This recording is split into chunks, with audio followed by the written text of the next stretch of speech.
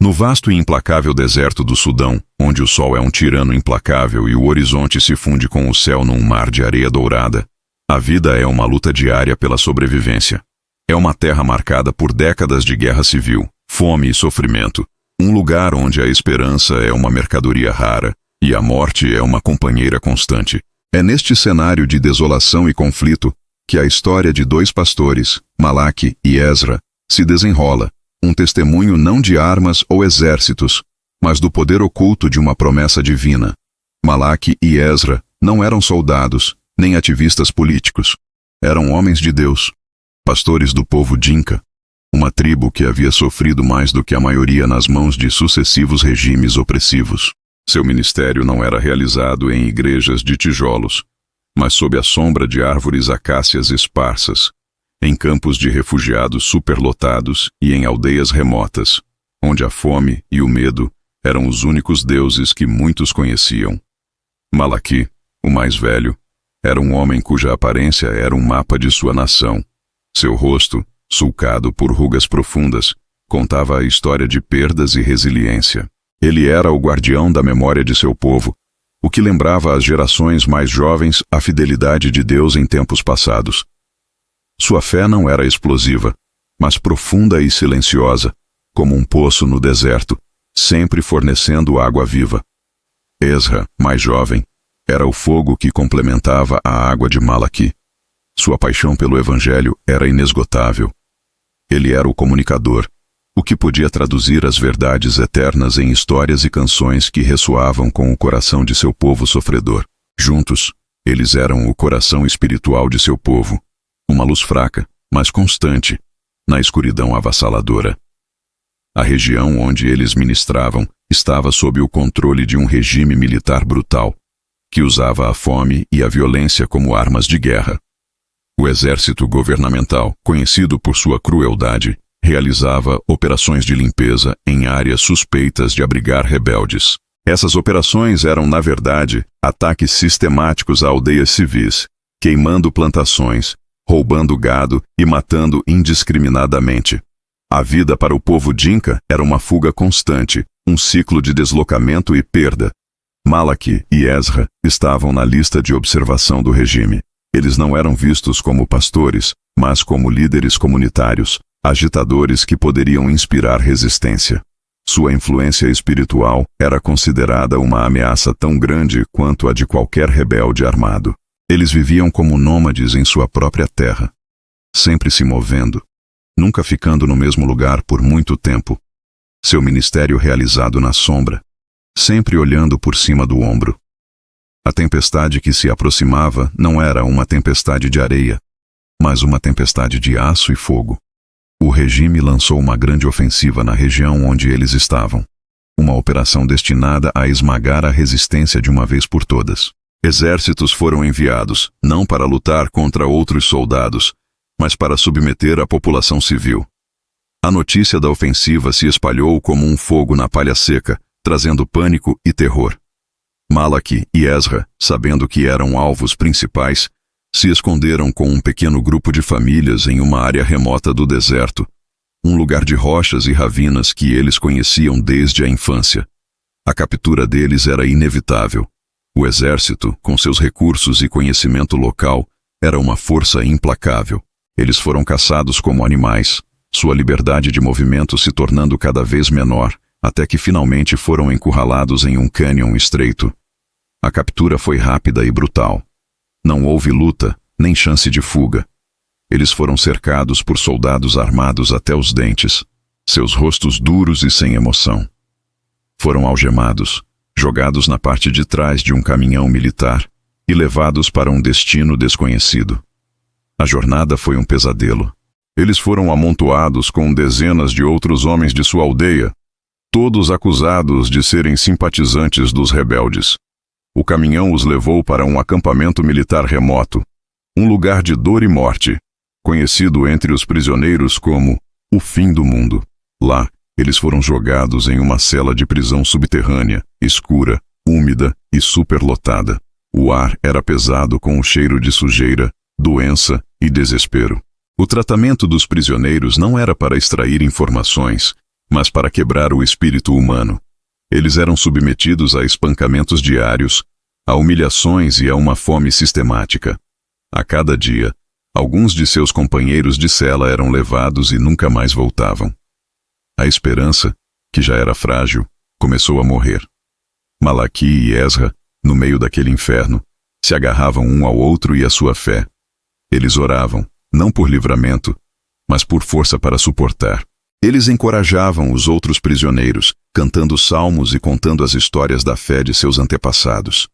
Eles se tornaram uma luz fraca na escuridão, uma fonte de conforto em um mar de sofrimento. Após semanas de cativeiro, eles foram levados para um interrogatório. Não havia acusações formais, nem julgamento. Eles foram levados para uma sala, onde um oficial de alta patente, um homem conhecido por sua crueldade, os esperava. Ele os olhou com um desprezo total. Vocês são os pastores. Ele disse, sua voz gotejando veneno. Os homens que envenenam a mente de nosso povo com suas histórias de um Deus invisível. Vocês são a raiz da rebelião, e hoje vocês serão arrancados. Ele lhes deu uma sentença de morte, não por um crime específico, mas por quem eram. Eles seriam executados ao amanhecer. Levados de volta à sua cela, a notícia se espalhou como uma praga. O desespero se tornou completo. Até mesmo Malaque, o rocha da fé, sentiu o peso esmagador da derrota. Eles haviam corrido a boa corrida, lutado a boa luta, e agora o fim era o esquecimento e a morte em um buraco sujo. Naquela noite, na escuridão total da cela, cercados pelo choro e gemidos de homens derrotados, Malaque e Esra se ajoelharam. Não havia mais nada a dizer, nada a fazer. Eles se entregaram a Deus. Foi então que Malaque, em um momento de inspiração divina, se lembrou de algo. Uma promessa que seu avô lhe havia contado anos atrás. Um código escondido nas Escrituras, passado de geração em geração em tempos de perseguição extrema. Era uma promessa baseada em um salmo específico, um salmo que falava de libertação e proteção. Seu avô lhe dissera, quando tudo mais falhar, quando não houver mais esperança, lembre-se do Salmo 91. Ele não é apenas um poema, é um pacto, uma armadura para aqueles que ousam crer. Malaque sussurrou a Esra o que seu avô lhe dissera. Eles não tinham uma Bíblia, mas as palavras do Salmo estavam gravadas no coração de Malaque. Na escuridão, cercados pela morte, eles começaram a recitar as palavras do Salmo 91, não como um poema de conforto, mas como uma declaração de guerra espiritual, uma proclamação de sua aliança com Deus. Aquele que habita no abrigo do Altíssimo e descansa à sombra do Todo-Poderoso pode dizer ao Senhor, Tu és o meu refúgio e minha fortaleza, meu Deus, em quem confio. Conforme eles recitavam, uma fé que havia estado adormecida sob o peso do sofrimento, começou a despertar. Eles não estavam apenas recitando palavras. Estavam ativando uma promessa, vestindo uma armadura espiritual que não podia ser vista pelos olhos, mas que era mais real do que as paredes de sua cela. Eles estavam descobrindo o código escondido no Salmo, não de letras e números, mas de fé e autoridade. Eles estavam prestes a descobrir que esse código era a chave que os libertaria não apenas da prisão, mas da própria morte. A escuridão da cela subterrânea era um vácuo que sugava toda a esperança. Para os outros prisioneiros, a notícia da sentença de morte de Malaque e Esra era a confirmação final de seu destino, um golpe mortal na frágil resistência que lhes restava. O choro aumentou, um som desesperado de homens que haviam perdido tudo, mas no meio daquele mar de desespero, Malaque e Esra estavam em um mundo diferente.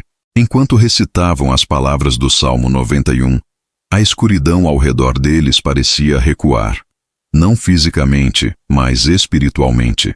A presença de Deus, que antes era uma consolação distante, se tornou uma realidade tangível. Uma fortaleza invisível que se erguia ao redor deles. Eles não estavam mais apenas em uma cela. Eles estavam habitando no abrigo do Altíssimo. Cada verso que eles recitavam não era apenas uma memória, mas uma arma. Ele o livrará do laço do caçador e do veneno mortal. Ele o cobrirá com suas penas, e sob suas asas você encontrará refúgio. A fidelidade dele será seu escudo e sua baluarte. Conforme eles falavam essas palavras, uma fé sobrenatural começou a se apoderar deles. Eles começaram a ver a situação não com os olhos da carne, mas com os olhos do Espírito. As paredes da cela não eram mais uma prisão, mas o abrigo de Deus. Os guardas não eram seus captores, mas instrumentos nas mãos de um Deus soberano. A sentença de morte não era o fim, mas o portal para a maior manifestação do poder de Deus. A recitação do salmo se tornou uma liturgia de libertação. Eles não estavam mais pedindo a Deus para intervir. Eles estavam declarando sua intervenção como um fato consumado. Você não temerá o terror da noite, nem a flecha que voa de dia, nem a peste que se move sorrateiramente nas trevas, nem a praga que devasta ao meio-dia. 1000 poderão cair ao seu lado, 10.000 à sua direita, mas nada o atingirá. Eles declararam essas palavras com uma convicção crescente, não como um desejo, mas como uma ordem. Eles estavam operando no código escondido no Salmo. O código da fé que ousa crer na promessa de Deus como uma realidade presente, não como uma esperança futura. A atmosfera na cela começou a mudar. O choro dos outros prisioneiros diminuiu, substituído por um silêncio curioso. Eles olhavam para Malaque e Ezra, que estavam ajoelhados no meio da cela, seus rostos iluminados por uma luz que não era física. Eles não entendiam o que estava acontecendo, mas podiam sentir a mudança. O ar, antes pesado de desespero, agora estava carregado de uma autoridade e uma paz que eram inexplicáveis. Malaque e Ezra, completamente absorvidos na presença de Deus, continuaram sua recitação, chegando aos versos finais, o clímax da promessa. Porque ele me ama, eu o resgatarei, eu o protegerei, pois conhece o meu nome. Ele me invocará, e eu responderei. Estarei com ele em suas dificuldades, eu o livrarei e o honrarei. Com longa vida eu o satisfarei e mostrarei a ele a minha salvação. Quando eles terminaram o último verso, um silêncio sagrado caiu sobre a cela. Eles permaneceram ajoelhados, não em oração, mas em adoração, bêbados na presença de Deus. Eles haviam ativado o código. Eles haviam vestido a armadura. Eles estavam prontos. O tempo passou. A noite parecia durar uma eternidade. Finalmente, o som de chaves se aproximando da porta da cela quebrou o silêncio. Era a hora. Os guardas vieram buscar os condenados. A porta se abriu e 2 soldados entraram, seus rostos duros, sem emoção. Malaque, Ezra, um deles disse, sua voz monótona. É hora. Os outros prisioneiros olharam, seus rostos uma máscara de tristeza e derrota. Mas Malaque e Ezra se levantaram, não como homens indo para a morte, mas como soldados indo para a batalha. Não havia medo em seus olhos, nem pânico. Havia apenas uma calma e uma confiança que desconcertaram os guardas. Eles foram escoltados para fora da cela, não por um corredor, mas para o pátio aberto do acampamento. O sol do amanhecer estava começando a surgir, pintando o céu com tons de laranja e roxo. O pátio estava cheio de soldados, formados em uma formação de honra, não para uma execução, mas para algo que Malaque e Ezra não podiam compreender. No centro do pátio, parado em frente à formação, estava o oficial de alta patente que os havia condenado, o mesmo homem cujos olhos gotejavam veneno. Mas seu rosto agora estava pálido, seus olhos cheios de um pavor que não podia ser escondido. Ele estava tremendo. Malaque e Ezra foram trazidos à sua frente. O oficial os olhou, e por um momento seu ódio tentou ressurgir, mas foi imediatamente engolido pelo medo. Ele se forçou a falar, sua voz trêmula e instável. Ontem à noite, ele começou, engolindo em seco. Ontem à noite, eu tive um sonho, ou uma visão. Eu não sei. Eu vi anjos. Anjos com espadas de fogo, cercando esta prisão. Eles não disseram nada. Eles apenas olharam para mim. Eles me disseram para soltar os homens de Deus. Eles me disseram que se um único fio de cabelo na cabeça deles fosse prejudicado, eu e toda esta base seríamos destruídos. Ele parou, ofegante, olhando para os 2 pastores, como se estivesse olhando para fantasmas. Eu não sei quem é o seu Deus. Ele continuou, sua voz agora quase um sussurro. Mas eu não quero provocá-lo. Vocês estão livres para ir. Malaque e Esra se entreolharam, um choque e uma gratidão avassaladora preenchendo seus corações. O código funcionara. A promessa fora cumprida. A fé deles havia ativado o exército do céu. Eles não foram libertados por um decreto humano ou por uma intervenção política. Eles foram libertados por uma visão, por um ato de terror sobrenatural no coração de seu inimigo. Eles foram libertados pelo poder do Salmo 91. Eles se viraram para sair, mas o oficial os chamou novamente. Esperem, ele disse. Ele fez um sinal para um soldado, que trouxe uma caixa de madeira. Seus pertences, disse o oficial. Eles foram confiscados quando vocês chegaram. Dentro da caixa estavam suas Bíblias, gastas e usadas. Malaque pegou a sua, e quando a abriu, ela caiu no Salmo 91. Ele olhou para Esra, e um sorriso de compreensão passou entre eles. Eles não apenas recitaram o Salmo, eles o viveram. Eles caminharam para fora do acampamento militar, não como prisioneiros libertos, mas como embaixadores do rei. Os soldados os observavam em silêncio, seus rostos uma mistura de medo e admiração. Eles não estavam apenas andando para a liberdade, estavam andando em um milagre.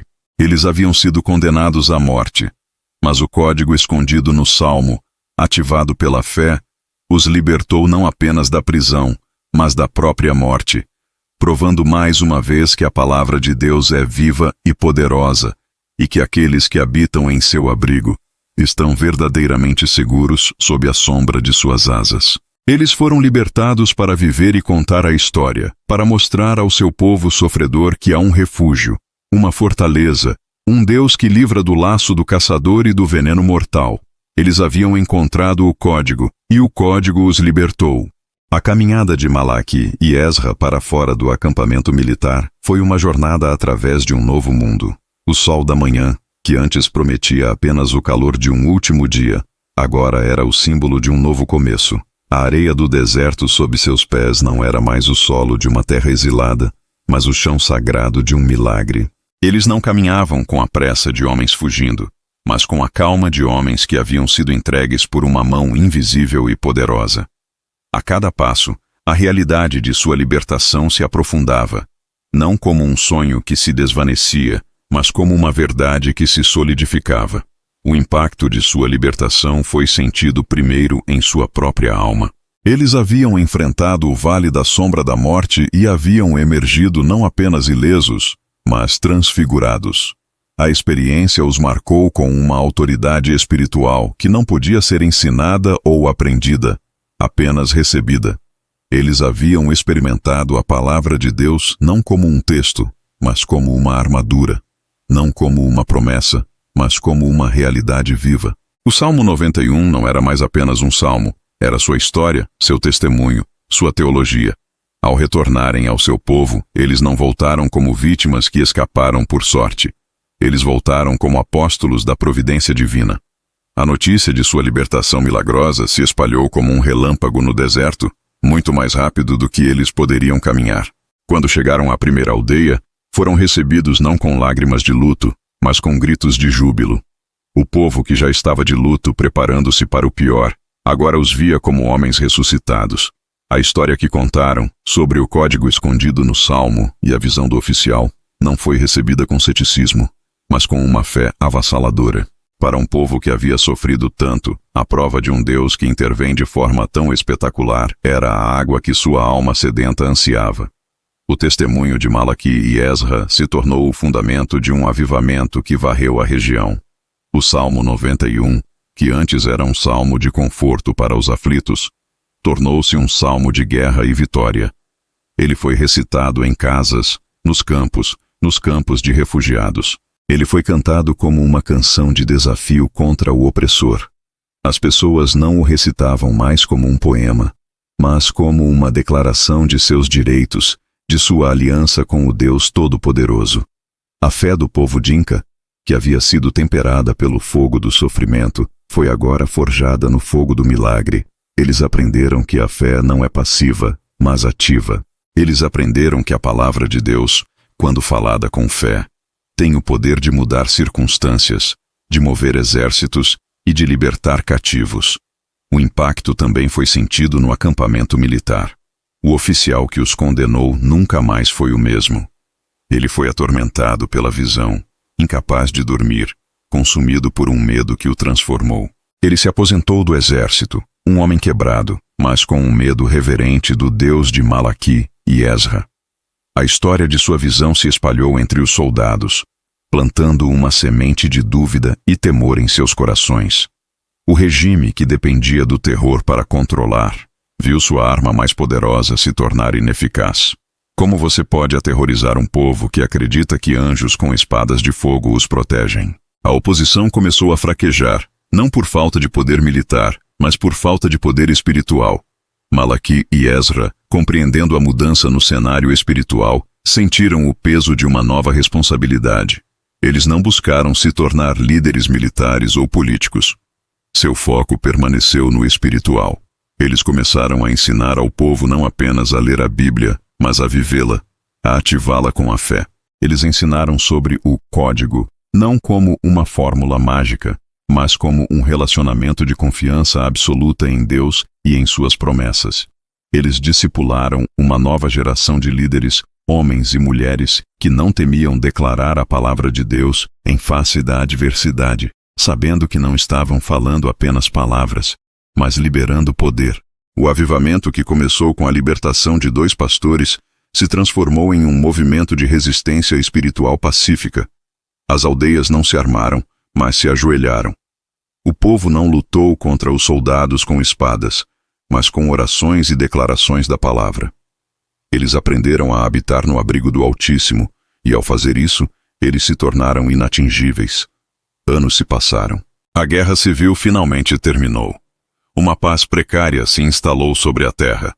Malaquí e Esra, agora homens velhos, seus rostos ainda carregando as cicatrizes do sofrimento, mas seus olhos brilhando com a glória do que haviam testemunhado, se tornaram os patriarcas espirituais de seu povo. Eles viram suas comunidades se transformarem, não pela ajuda externa, mas pelo poder interno da fé. Eles viram escolas e igrejas sendo construídas, não por organizações estrangeiras, mas pelo próprio povo, fortalecido por uma confiança inabalável em Deus. A história do código escondido no Salmo 91 se tornou a lenda fundadora de uma nova era para o povo dinka. Não era apenas uma história sobre 2 pastores. Era a história de todo o seu povo. Era a prova de que, mesmo no vale mais sombrio, quando a morte parece certa e a esperança se foi, há um abrigo, uma fortaleza, um Deus que responde à fé. Eles aprenderam que a Bíblia não é apenas um livro de regras e histórias, mas um manual de guerra espiritual, cheio de códigos e promessas que esperam ser ativados pela fé. A libertação de Malaquí e Esra não foi apenas um evento para livrar 2 homens da morte. Foi uma lição objetiva para toda uma nação sobre como confiar em Deus. Foi a demonstração de que a verdadeira libertação não vem da mudança de circunstâncias, mas da mudança de perspectiva, de se mover do reino do medo para o reino da fé. Eles foram libertos da morte para que pudessem ensinar a outros como viver verdadeiramente livres, não das circunstâncias externas, mas do medo que as acompanha. O código no Salmo os libertou, e através de sua liberdade, uma nação encontrou o caminho para a verdadeira liberdade em Cristo. E se esta história inspirou sua fé, apoie nosso trabalho se inscrevendo no canal para mais histórias inspiradoras. Lembrando que esta obra é produzida com o apoio da inteligência artificial, e qualquer acontecimento parecido com a realidade é pura coincidência. Que o Senhor vos abençoe nestes tempos difíceis.